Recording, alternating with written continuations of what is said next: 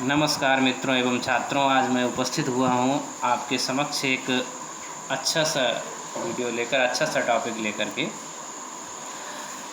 देखिए, आज मैं आपको पढ़ाने वाला हूँ कि जो अंग की बिंदु होती है, अंग की बिंदु जो होती है, ये आखिर इसका क्या महत्व है और ये कैसे प्रयोग होता है और इसके ना प्रयोग करने पर कौन से अक्षर का प्रयोग किया जाता है। आपने देखा होगा कि जैसे ये चंदन लिखा है, तो इसमें क्या है कि ना का उच्चारण आता है, और अगर इसको ना लगाएं तो क्या लिखना पड़ेगा, ऐसे चंदन लिखा जाए तो ये भी बिल्कुल सही है और ये भी बिल्कुल सही है, दोनों सही है। और इधर ये चंचल लिखा है, चंचल,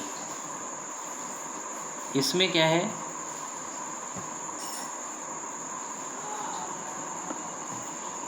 ये ऐसे लिखा जाएगा चंचल।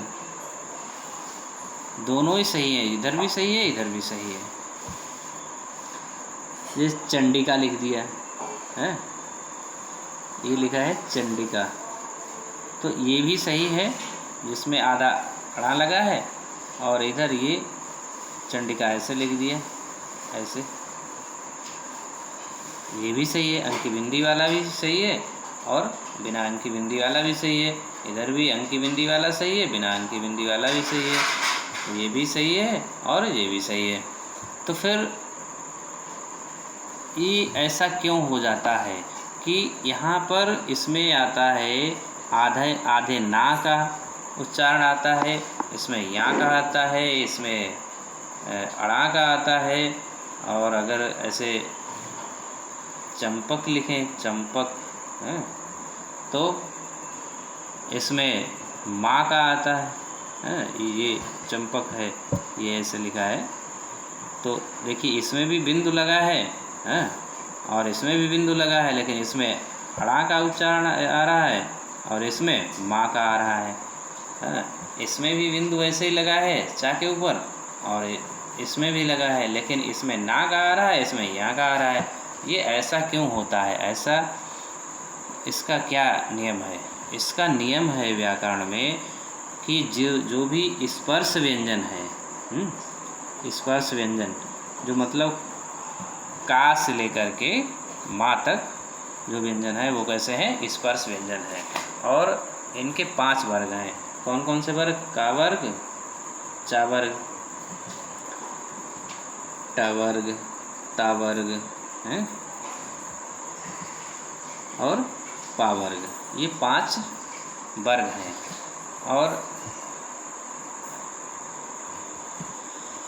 तो क्या होता है कि ये नियम है कि जिस वर्ग का अक्षर अंग की बिंदी के आगे होगा, उसी वर्ग का 5वां अक्षर जो होता है वो लिखा जाता है अंग की बिंदी अगर हटाना चाहते हो तो इसमें देखिए वही किया गया है। जैसे चंदन लिखा है तो दा अंक की, चा के ऊपर अंक की बिंदी है, और उसके आगे आ रहा अंक की बिंदी चा के ऊपर है, तो चा के आगे आ रहा है दा, यानी कि अंक की बिंदु के आगे वाला अक्षर क्या है?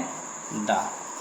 तो दा जिस वर्ग का है उसका 5वां अक्षर क्या होता है? जैसे दा किस में आता है? ये आता है ता वर्ग में आता है। जैसे ता, था, द, ध, ना। तो ये इसका 5वां अक्षर क्या हुआ? 1 2 3 4 5। तो ये ना हुआ 5वां अक्षर, इसीलिए इस चंदन में आधा ना लगाया गया। तो ये नियम है कि जिस वर्ग का अक्षर अंक की बिंदु के आगे आता है, उसी वर्ग का 5वां अक्षर अंक की बिंदु के स्थान पर लिखा जाता है। तो कोई भी शब्द हो, आप इसी तरह से उसको चेक कर सकते हैं कि हम सही बोल रहे या नहीं बोल रहे, सही लिख रहे या नहीं लिख रहे। अब जैसे मैंने एक आपको चेक करा दिया, अब आप शायद समझ गए होंगे। इसी तरह से चंपक वाला ये भी समझ लीजिए, समझा दें। चंपक किस में आता है?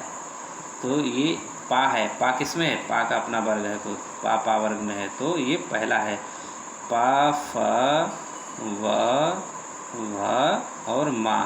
तो ये पांचवा अक्षर क्या है, माँ है। 1 2 3 4 5, पांचवा है माँ, इसलिए इसमें माँ का उच्चारण आता है।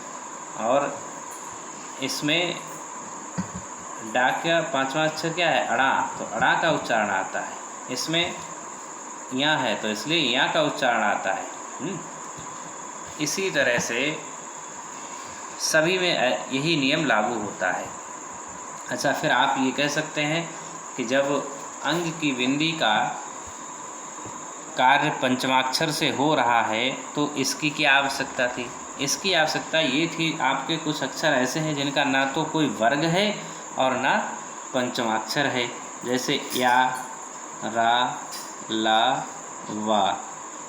वर्ग तो केवल स्पर्श व्यंजनों के हैं, बाकी तो किसी के हैं नहीं। या, रा, ला, वा, और ये सा, सा और सा, हा और छ, त्र, ज्ञ, ये है। इनके ना कोई वर्ग है और ना कोई पंचमाक्षर है, तो इनमें क्या करोगे, इसीलिए अंग की बिंदी आवश्यक है। अब जैसे संसार लिखा है, संसार, तो इसमें क्या है, ये संसार ऐसे ही लिखा जाएगा, केवल एकमात्र यही सही है। अगर आप इसको ऐसे लिखना चाहते,